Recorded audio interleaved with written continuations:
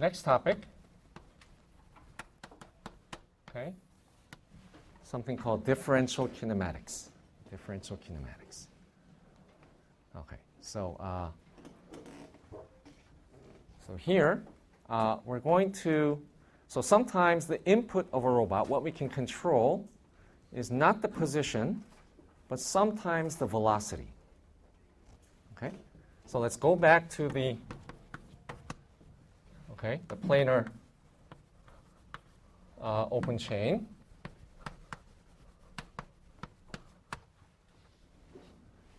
Okay. So we wrote the forward kinematics, Px, Py equals L1.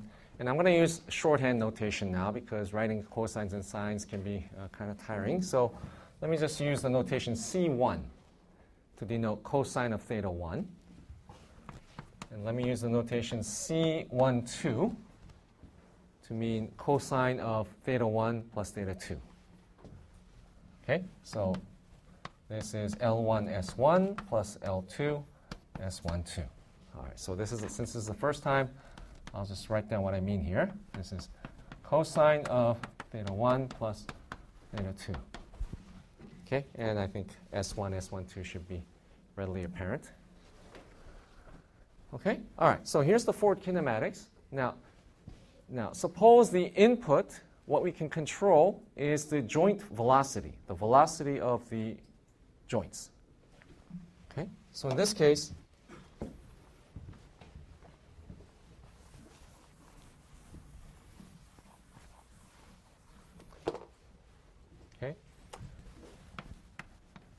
suppose inputs are joint velocities, d theta 1 dt. Okay, let me use the notation theta 1 dot. Okay, and d theta 2 dt, theta 2 dot. Okay. All right, so what are the outputs in this case? Well, we want to think of the hand velocity as the output. Okay? All right, so let's see if we can determine a relationship between the hand velocity and the joint velocity. Okay, so a way to do that is to take derivatives of the forward kinematics. Okay? All right, so we want to take the derivative of px with respect to time. Okay, so let's call this v sub x, okay, velocity in the x direction. Okay, so we want to take the derivative of that earlier equation. So L1 and L2 are constant. Okay, theta 1 and theta 2 can change with time. Okay. So if we take the derivatives, we're going to have minus L1 times theta 1 dot S1 minus L2 theta 2 dot sine 1, 2. Okay? And if we do the same for the y component, p sub y, we get v sub y is L1 theta 1 dot C1 plus L2 theta 2 dot C1, 2. Okay? Okay, so one of the things that I'm going to ask you in this course to be familiar with is using matrices and vectors. Okay, so if you think about it, matrices are a pretty amazing thing. So let's rearrange this equation into a vector matrix form. So Vx, Vy is equal to, we're going to now write a 2 by 2 matrix. Oops, this one.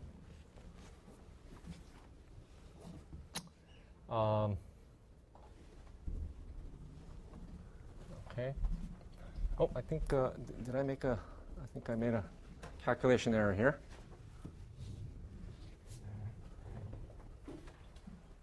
Actually, there's one more term here. Sorry about that.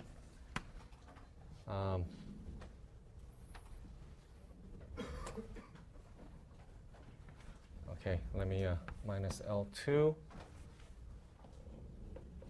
minus L1 theta 2 dot S12 goes there.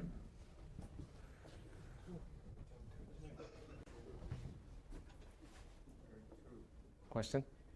Oh, is this L2? Theta 1 dot, okay. L1, theta 1, is that right? L2, okay. Okay, and down here we also have, I left out a term here. So plus L2, theta 1 dot, C12. Okay? All right, so we have minus L1 S12 plus L1 C12 minus L2 S12 plus L2 C12.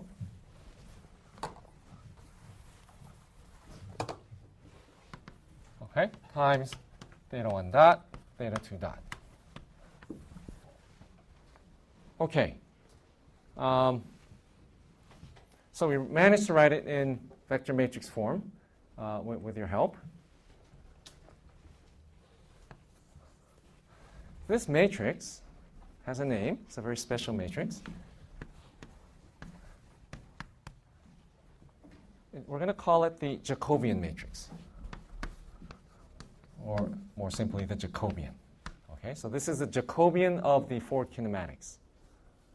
Okay. Now, it turns out that the Jacobian is a very useful matrix that contains a lot of information about the robot. Yes, is there a question? I think that the matrix is incorrect because the okay, let's see. equation. It could very well be minus. This should be L2, right?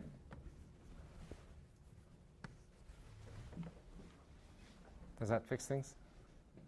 Okay. Okay, thank you for that correction. I hope this is not a sign of things to come, all these little calculation errors.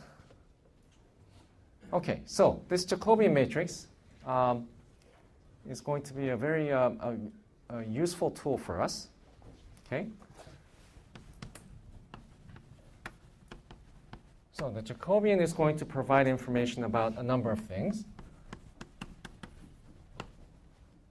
Provides information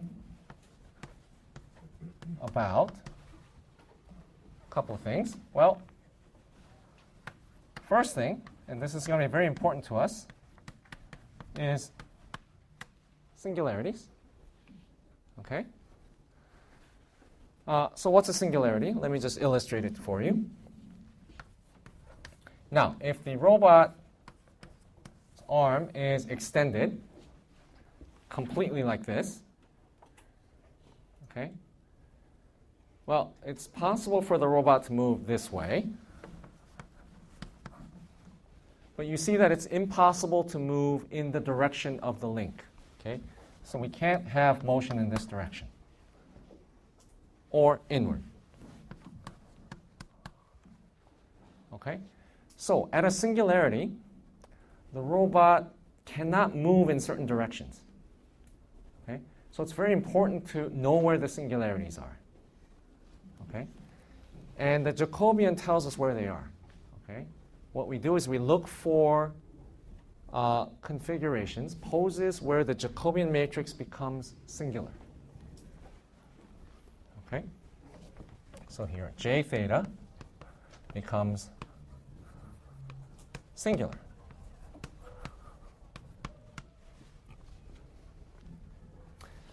Okay, so singularities from this perspective, not a good thing. Right? We want to try to avoid them.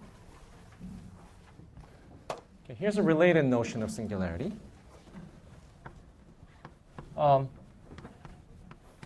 Posture, or let's use the word manipulability.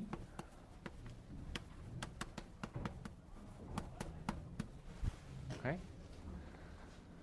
All right, so how many of you snowboard? Nobody. Okay. I'm sure we have snowboarders.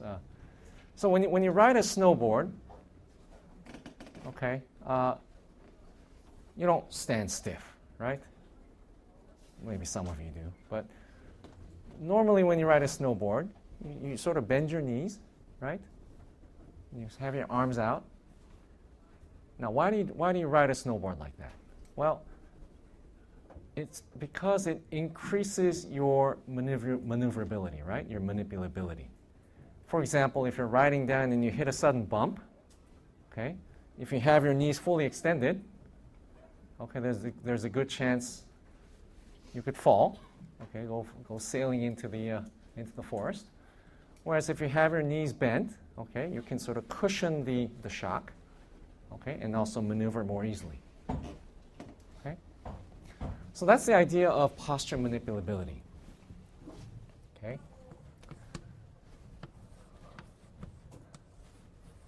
So if I were to represent the directions that a robot can move by an ellipsoid, then if a robot were in this posture, okay, pretty clear that it's very easy for the robot to move in these directions, okay, but not so easy to move in these directions. Okay. Now, if the robot were happen to be at, let's draw another posture here, this kind of posture, then in this kind of posture, it's pretty clear that the robot should be able to move in uniform directions quite easily, right? So if I were to draw that as an ellipsoid, it would look more circular here.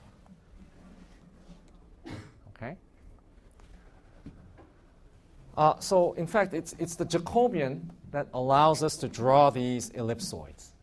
Okay? And using that, we can figure out, well, for example, when I write, you don't see me writing like this, right? You don't see me writing like this. I hold my arm out at a comfortable angle, right? And I do this because I can move the arm easily in all directions. Okay? So the Jacobian gives us information about what the best posture is. Okay? If a robot's going to pick up an object, what should its best posture be, assuming you have a choice? All right, so we're going to spend quite some time figuring out how to derive the Jacobian and use it for singularity and manipulability analysis.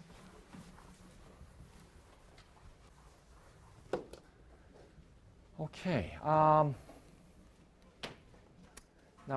we're nearing the end of sort of the mechanics part of robots, understanding the robot's kinematics. Okay. Next topic we're going to discuss is closed chains. Okay, so I gave you an example of a closed chain earlier. Okay, so remember this.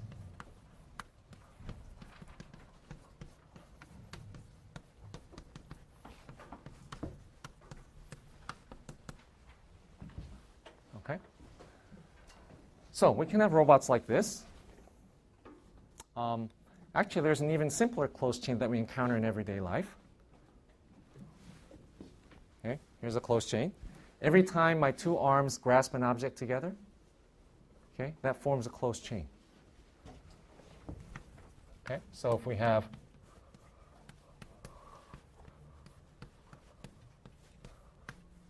two arms holding a common object, we have a closed chain. Okay. So for closed chains, we need also to do the same sort of things that we did for open chains. We need to understand its forward kinematics, its inverse kinematics, its differential kinematics. Okay, so that's what we'll be doing. We'll be looking at the forward and inverse kinematics of closed chains. Okay, and also singularities. Okay, closed chains also have singularities, and unlike open chains, the singularities of closed chains are quite fascinating. Some strange things can happen at singularities. Okay, so we'll spend some time on that.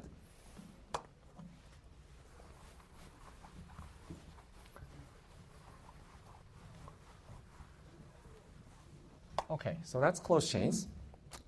Now we're going to sort of change gears a little bit, and now we're going to talk about planning and control. Okay, so whereas this might correspond to sort of a mechanics, sort of a physics view of the mechanism, the next set of topics are going to be concerned with sort of a higher level sort of planning, control, intelligence issues. Okay, namely, how can we get the robot to behave in the way that we want it to? Okay. All right. So we'll be looking at planning first. Okay. So here's a simple problem. So here's my robot. I want to move my arm from here to here. Okay. This would be an easy task, except now I'm going to make it a little bit more complicated by putting an obstacle right here.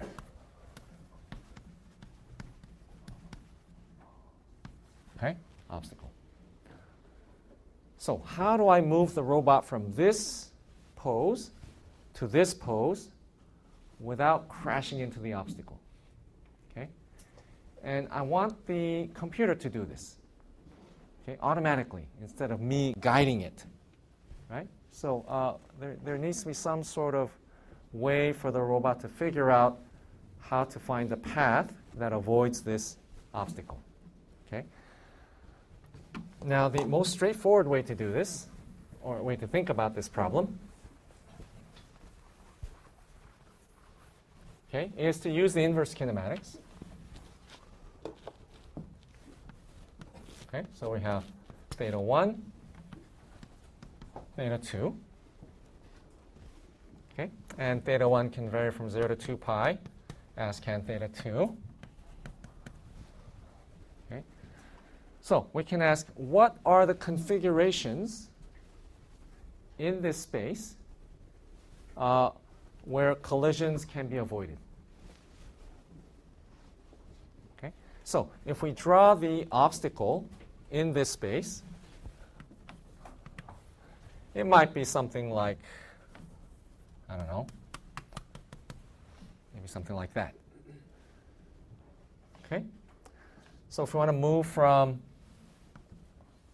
A to B, okay, A might be over here, B might be over here, okay? And we need to find a path in this space that avoids the obstacle. So some path like that. Okay, so if we follow that path, then this arm could, okay, let me try to do a simulation here. This arm could sort of bend in, right? Then I have to do a sort of fake out, move from the elbow up to elbow down, right? Do that. Okay, so this is the problem of planning. Okay, and we're going to look at algorithms that find this collision-free path. Okay. Okay, so last topic, and it looks like we're going to have to discuss the mobility of rigid bodies next time. Okay, last topic is control. All right, so let's use our friend again.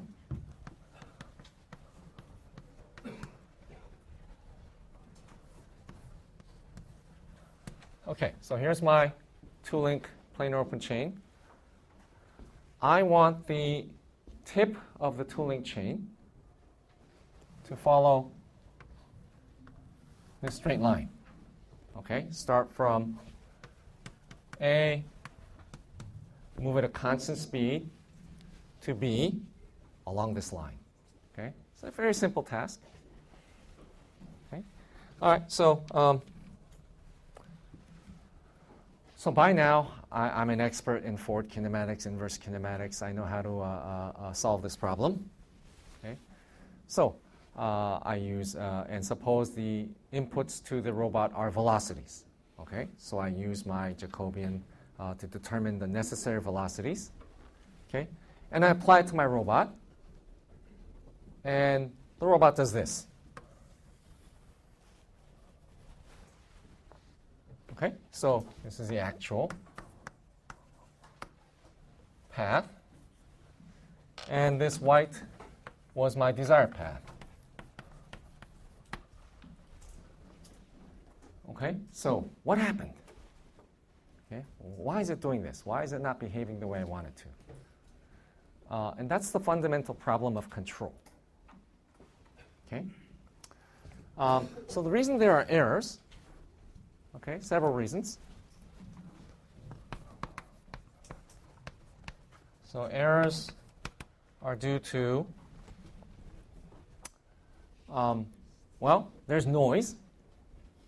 Okay, noise, disturbances.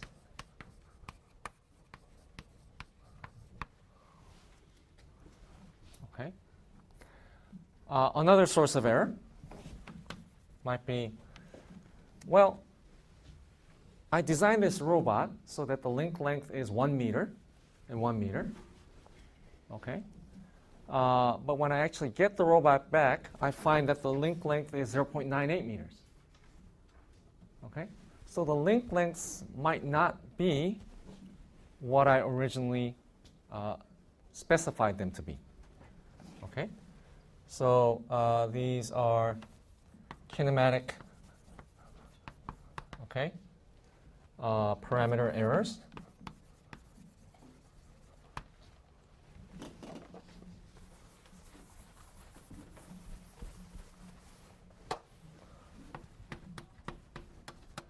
Okay, or other types of modeling errors. Okay, so other modeling errors. Okay, and there might be things like friction. Okay, friction. Maybe the links are bending. They're supposed to be stiff, but they're bending slightly. Okay, so elasticity. There could be something called backlash at the joints, right? The joints might move a little bit like that. Okay, and other types of errors that we don't account for in the model. Okay, so other unmodeled errors. Okay, so there are lots of sources for errors. Okay, so anytime you do this experiment, chances are there's always going to be some error. Okay, so how do we fix that? Well, we fix that using something called feedback control. Okay. Okay, so I know some of you have taken a course in control engineering, control theory, so you might be familiar with the basic notion of feedback. Okay, the idea is to use measurements of the current state, and then use that to compensate for the control, so as to correct the errors. Okay, so we'll see a detailed example. We'll do a detailed analysis of feedback control for robots later. Okay. Okay, so that, in a nutshell, is the coverage of the course. Okay, I know I took about 20 minutes longer than expected. Okay, but as I said, we're focusing on the sort of the fundamentals. Okay, the fundamental tools that we can use now, 10 years, 20 years later, even when the robots have changed dramatically in terms of design, technology, etc. Okay, any questions or comments before we close the first lecture? Okay, if not, I'll see you this Wednesday.